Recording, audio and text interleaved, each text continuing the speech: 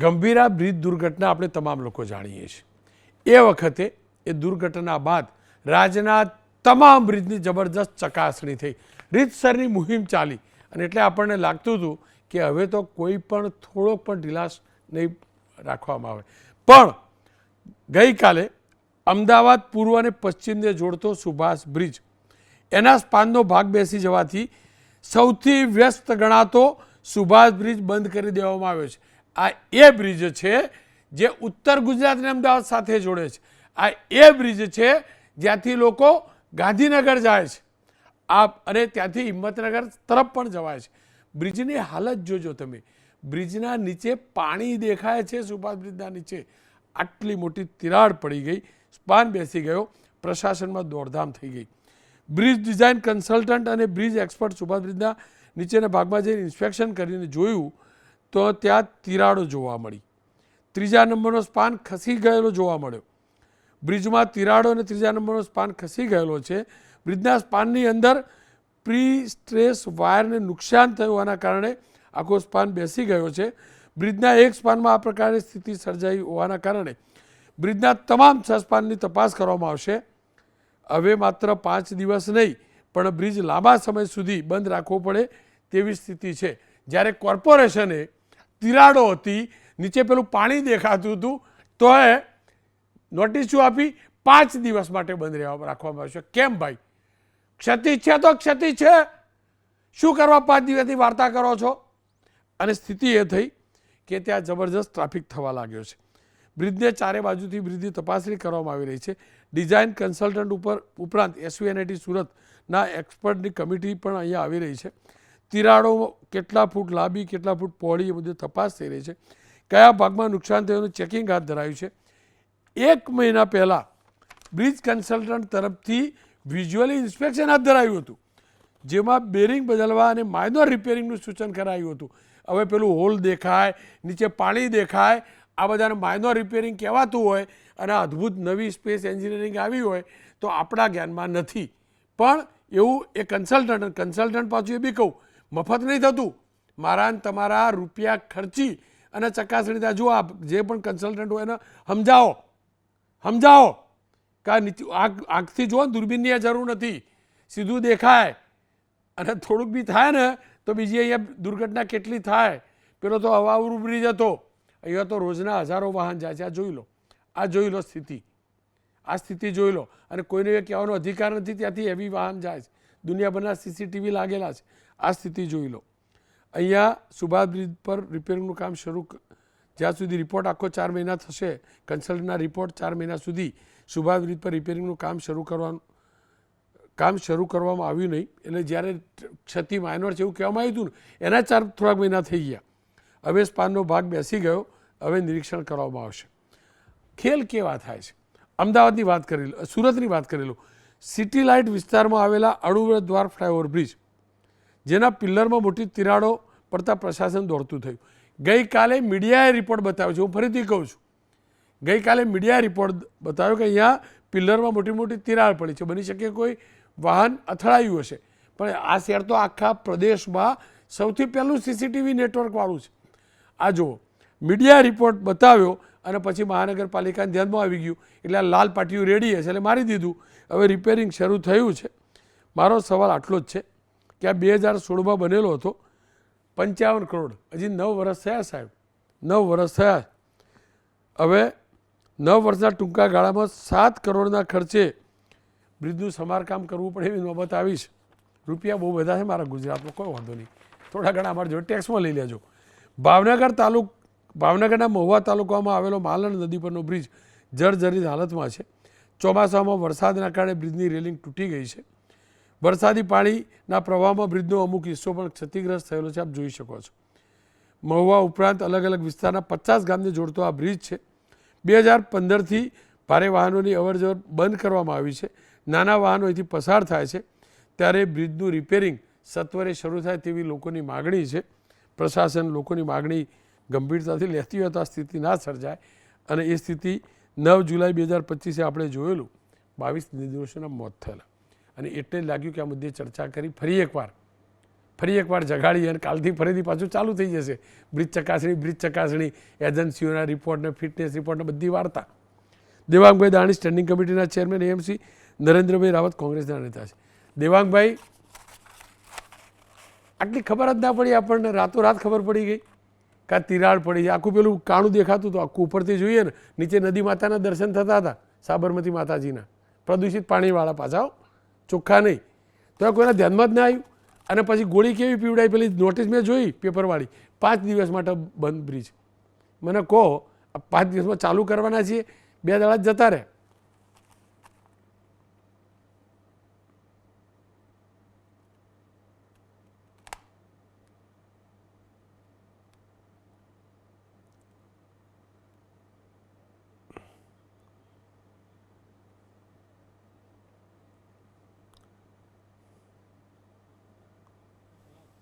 અમદાવાદ મહાનગરપાલિકા દ્વારા જે તમામ 93 બ્રિજો આવેલા છે એના વાત કરીએ કે ટેન્ડર પાડીને વિવિધ કન્સલ્ટીઓને એની જોવાની જવાબદારી ઇન્સ્પેક્શનની અને રિપેરિંગ જવાબદારી સોંપવામાં આવી હતી.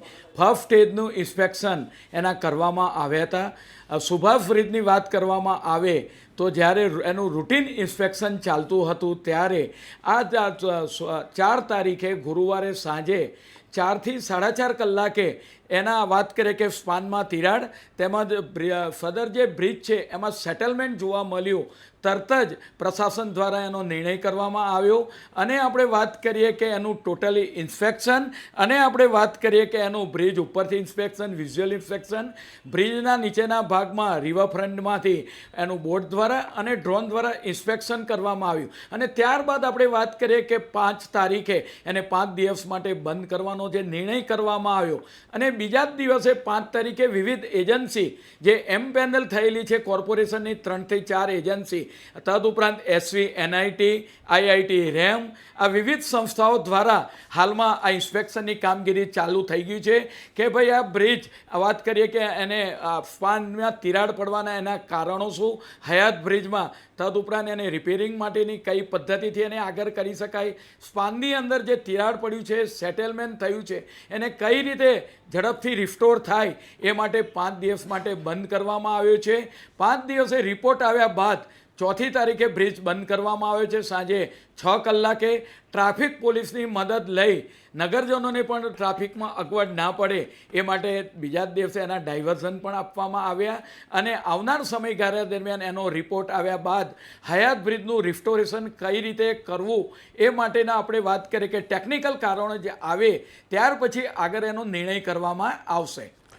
દાણી સાહેબ, 5 દિવસમાં બ્રિજ રિપેર થવો શક્ય છે? પહેલાં પહેલું તો બરાબર, હું તો ભણેલું ઓછું છું પણ ચોખ્ખું કહું કે શક્ય જ નથી. પણ નહીં તો 5 દિવસ માટે બંધ શું કરવા? ચલો એમ 5, અરે સાહેબ રિપોર્ટ ના બી આવે ને તો એ પહેલું દેખાય કે આ ચાલુ જ ના થાય. અને ચાલુ થાય ને સાહેબ યા ને તો હું બીમાર પડ્યો ને તો મારા ઘરવાળાને કહું કે એમ્બ્યુલન્સ ત્યાંથી લઈને ના જતા. સાંભળો તો ખરા, સીધું સ્મશાન જવું પડે એ બ્રિજ ઉપરથી નીકળી જતો. તો 5 દિવસની વાર્તા શું કરવા કરો? નંબર 1. બીજું, પેલી એજન્સીએ કેટલા ટાઈમ પહેલા ચકાસણી કરેલી? આપણે મફતમાં રિપોર્ટ લીધેલા કારણે કોઈ રોનકભાઈ કોઈ દુર્ઘટના પ્રિકોશનના કારણે ના બને એટલા માટે તાત્કાલિક ધોરણે આપણે એ બ્રિજ બંધ કર્યો અને આવનાર સમયગાળા દરમિયાન રિપોર્ટ આવ્યા બાદ તરત જ આગળ નિર્ણય એ કરવામાં આવશે કે કેટલો સમય એને બંધ રાખવો, રિસ્ટોરમાં કેટલો સમય લાગશે, એને રિપેરિંગ કઈ રીતે એને આગળ કરવી. ટેકનિકલ પર્સન દ્વારા જે વિવિધ કંપનીઓ છે, કસાડ છે, પંકજ પટેલ, મલ્ટીમીડિયા, આ બધાના અભિપ્રાય લઈ એસવી, એનઆઈટી અગાઉના આગળ કઈ રીતે એને આગળ વધવું એ નિર્ણય કરવામાં આવશે. તો દાણી સાહેબ, પેલો જે રિપોર્ટ પહેલાં બધું ગંભીરા બ્રિજ પછી ચકાસણી થયેલી, એજન્સીઓને આપણે પૈસા આપ્યા હશે, એ બધા કશું કહ્યું નહોતું? જે રાતોરાત તો તિરાડો પડી નહીં હોય અને આપણા અધિકારીઓ તો ત્યાંથી રેગ્યુલર જતા હશે ને? રેગ્યુલર કોઈને દેખાય જ ના તિરાડ. જે રોનકભાઈ, આની તપાસ પણ થઈ હતી પરંતુ જ્યારે રૂટીન ચેકઅપની અંદર ફરીવાર બીજી વાર ઇન્સ્પેક્શન ચોમાસા પછી જ્યારે કરવામાં આવતા હોય છે ત્યારે આપણે વાત કરીએ કે જ્યારે અધિકારી દ્વારા અને ટેકનિકલ દ્વારા જાણવા મળ્યું કે આ સ્પાન બેસી ગયો છે, તિરાડો જોવા મળે છે, તરત જ પ્રશાસન દ્વારા એ નિર્ણય કરવામાં આવ્યો અને આવનાર સમયગાળા દરમિયાન ટેકનિકલ પર્સનોનો જે રિપોર્ટ આવે એને આધારે આગામના સમયમાં કયા પગલાં લેવા એ ચોક્કસ જાહેર કરવામાં આવશે. દાણી સાહેબ, એક અંતિમ સવાલ. વાત ખાલી તિરાડની નથી, વાત પેલો મોટો હોલ દેખાય ને આપણે સાબરમતીનું પાણી દેખાય ને પ્રદૂષિત, એ પણ છે. મારે આટલું જ જાણવું સમજવું છે. કુદરતની દયાથી તમારા ધ્યાનમાં લાવવામાં આવ્યું, એના પહેલાં કોઈ દુર્ઘટના ના થઈ હોત તો શું કરતા આપણે? રાતોરાત તો વરસાદ પડ્યો નથી, કોઈ ભૂકંપ આવ્યો નથી, કોઈ વાવાઝોડું આવ્યું નથી, બરાબર? કોઈ મોટું ઉપરથી વજનદાર કશું પડ્યું નથી. પેલા હાટકેશ્વરમાં આપણે વાર્તાઓ કરતા હતા એમ, બરાબર? એ બી ભ્રષ્ટાચારનો ભોગ બન્યો. એમાંય અધિકારીઓ કેવા છાવર્યા ને, બહુ જાજુ બોલવું નથી એમાંય, હું ફરીથી કહું છું. લોકો હેરાન થઈ રહ્યા ત્યાં પણ. તમે એમ કહો છો પેલો તોડશે ને પેલો બનાવશે, લોકો હેરાન થઈ ગયા, એમનો ધંધો ખરાબ થઈ ગયો બધાનો. આજ અમદાવાદ મહાનગરપાલિકા, મારે આટલું જ જાણવું, રાતોરાત હોલ તો પડ્યો નહીં, કોઈના ધ્યાનમાં કેમ ના આવ્યું?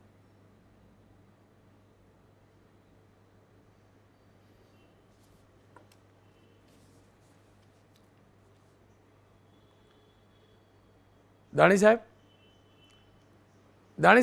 આ રાતોરાત મારો અવાજ થોડો ધીમો એટલે છે કે આ બ્રિજનો કોઈ એવો ઝટકો ના લાગે ને એટલે ધીમે ધીમે બોલું સાહેબ. આ બ્રિજમાં આટલો મોટો હોલ પડ્યો હતો, કોઈના ધ્યાનમાં જ ના આવ્યું? જી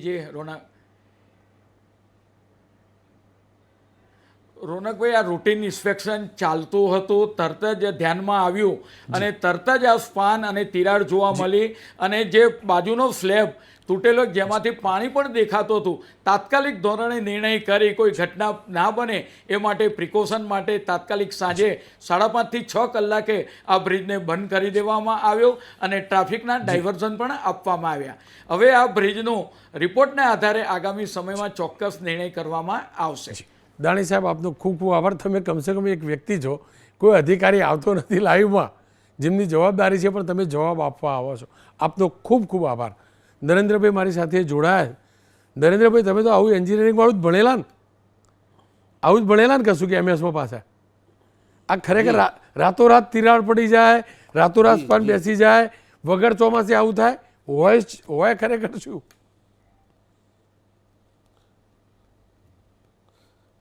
સરકારમાં સિસ્ટમ છે કે કોઈ પણ બ્રિજ હોય, પુલ હોય, એનું પિરિયોડિકલી એનું ઇન્સ્પેક્શન થાય અને ઇન્સ્પેક્શન પછીનો રિપોર્ટ તૈયાર થાય.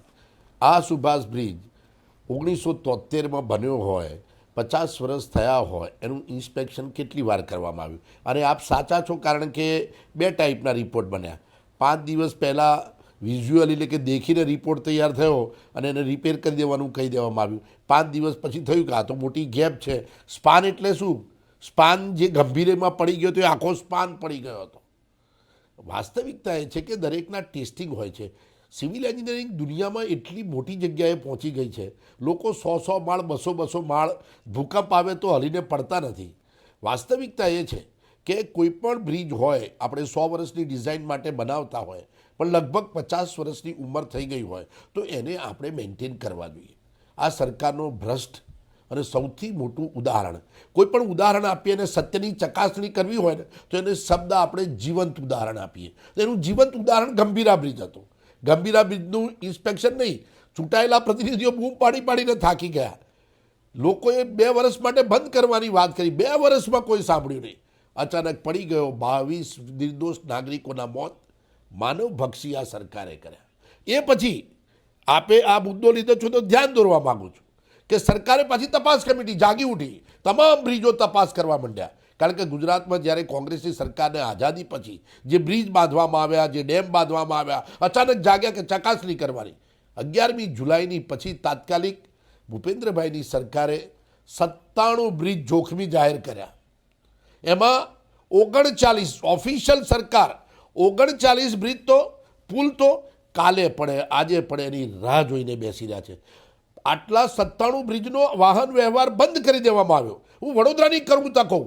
વડોદરા પશ્ચિમ ભારતની ઔદ્યોગિક નગરી, પાદરાની આસપાસ ઇન્ડસ્ટ્રીઝ, અહીંયા આજુબાજુ બધી જ બ્રિજ અને આજુબાજુની ઇન્ડસ્ટ્રીઝ. આ ગંભીરા બ્રિજ સૌરાષ્ટ્રને જોડતો, સુરતને જોડતો કનેક્ટેડ રોડ બંધ થઈ ગયો. મોટા વ્હીકલો, ધંધાગોરી. અને બીજી વસ્તુ, એની બાજુમાં આવેલો અમારો સિંધરેટનો બ્રિજ એ પણ અત્યારે મોટા વાહન વ્યવહાર માટે બંધ છે. એટલે 40-50 કિલોમીટર દૂરથી માણસને વાહન વ્યવહાર કરો. સરકાર કરે છે શું?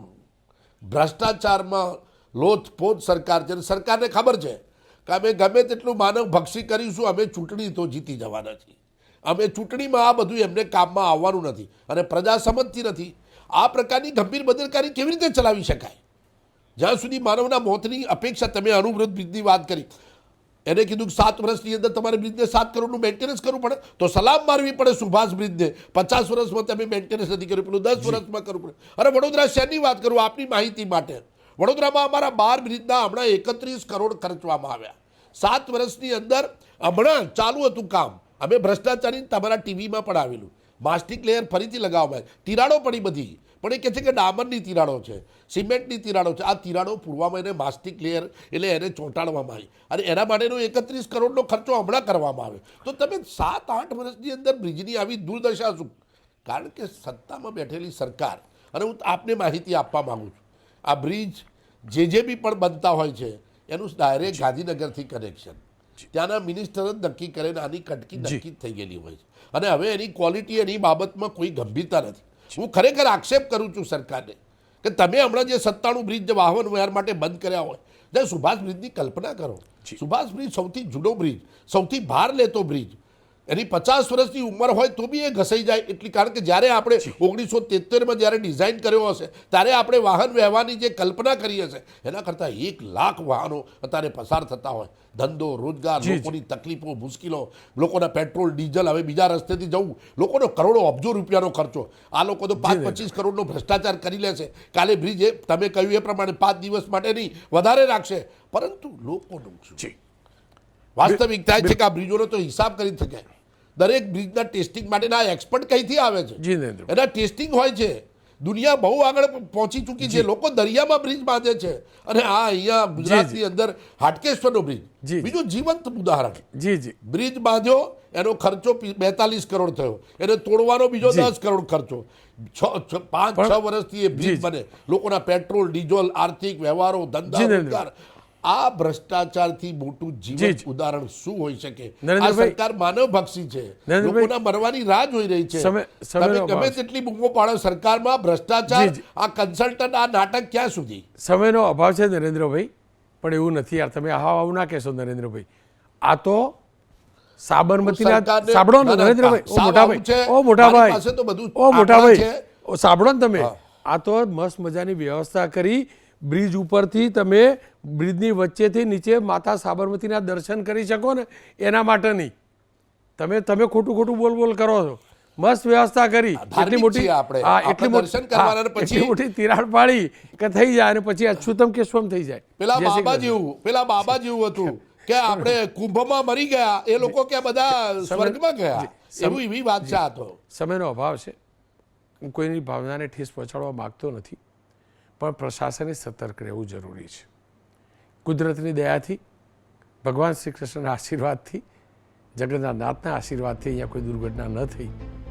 પણ કલ્પના કરો દુર્ઘટના થઈ હોય તો શું થાત?